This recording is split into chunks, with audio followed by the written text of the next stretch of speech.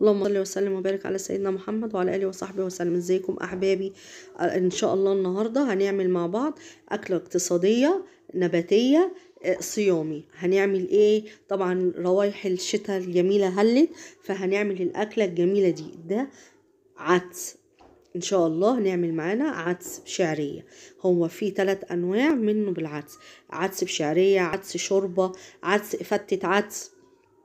ان شاء الله هنعمل ايه النهارده؟ العدس بشعريه. معايا نص كيلو عدس اصفر متنقي ومغسول ومتصفي من الميه اللي فيه، زي ما حضراتكم شايفين كده زي الفل، مغسول ومتنشف ومتصفي من الميه.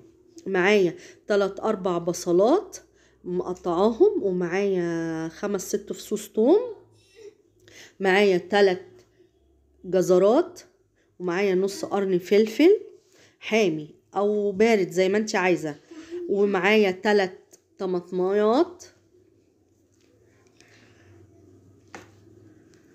ومعايا التوابل. معايا كزبره ناشفه، معايا 7 بهارات، معايا الكاري، و3 ورقات لورا.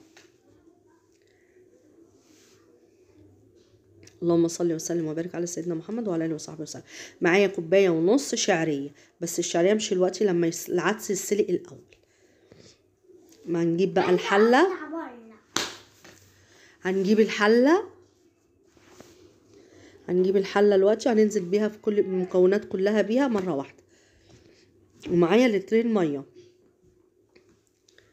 هنزل حطينا العدس، وهننزل بقى بالمكونات كلها والتوابل عليها زي ما حضراتكم شايفين. سبحان الله وبحمده، سبحان الله العظيم، سبحان الله وبحمده، سبحان الله العظيم، زي ما حضراتكم شايفين كده. ونزلنا بلترين الميه، هنحطها بقى على البوتاجاز وهنشوفها مع بعض. كده على البوتاجاز استوت خلاص، وسبتها بقى عشان هسيبها تبرد شويه قبل ما اضربها في الخلاط. لو عندك هاند بلندر عادي هتضربيها كده زي ما هي في قلب الحله وهي سخنه، لكن في الخلاط لازم تخليها تبرد شويه.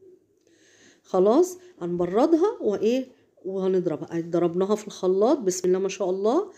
شايفين شكلها عامل ازاي؟ بسم الله ما شاء الله، ولونها في منتهى الجمال، ولسه لما تستوي كمان لونها هيبقى اكتر من كده. انا ما مش بصفيها، انا بحبها بالخضار بتاعها. هنروح نحمر بقى الشعريه على البوتاجاز. حمرنا الشعريه اهي زي شايفين يا حبايبي، انا عايزاها باللون ده. وبالراحه وانتي بتحطي العدس على الشعريه عشان ما تطرطش عليكي وتلسوعك لا قدر الله. اللهم صل وسلم وبارك على سيدنا محمد وعلى اله وصحبه وسلم. زي ما احنا متفقين طول ما احنا واقفين نعطر فمنا بذكر الله والصلاة على الرسول عليه الصلاة والسلام. زي ما انتوا شايفين يا حبايبي كده، نزلت في المرحلة دي قبل ما تتحط على الشعرية تبقى شوربة عدس، لكن لما تتحط على الشعرية كده تبقى عدس بشعرية. فتة العدس بتتعمل بالشوربة العدس بس، مش ما تكونش عليها محطوطة شعرية. زي ما انتوا شايفين بسم الله ما شاء الله اهي، هتغلي غلوتين وهنقدمها ان شاء الله. احنا خلصنا. بسم الله ما شاء الله، اللهم بارك. بسم الله ما شاء الله، بألف هنا وشفا على اللي هياكل وعلى اللي هيعملها. ان شاء الله تجربوها وتقولوا لي رأيكم في الكومنتات. ويا ريت ما تنسوناش من لايك والشير والاشتراك وتفعيل الجرس ليصلكم من قناتي كل جديد، فضلا وليس امرا احبابي. اهو العدس كان كهرمان مسكر وزي العسل. وما تخافيش من الخضار ده، الخضار ده بيخلي طعمها في منتهى الجمال. شايفين قوامه اهو، هو ده القوام اللي احنا عايزينه. هنقدم معاها خيار وخضرة، معانا بصل اخضر وجرجير والليمون. وبألف هنا وشفا على اللي هياكل وعلى اللي هيجرب ان شاء الله. بإذن الله تعجبكم وتقولوا لي رأيكم ان شاء الله في التعليقات الحلوة بتاعتكم. اللهم صل وسلم وبارك على سيدنا محمد وعلى اله وصحبه وسلم. السلام عليكم.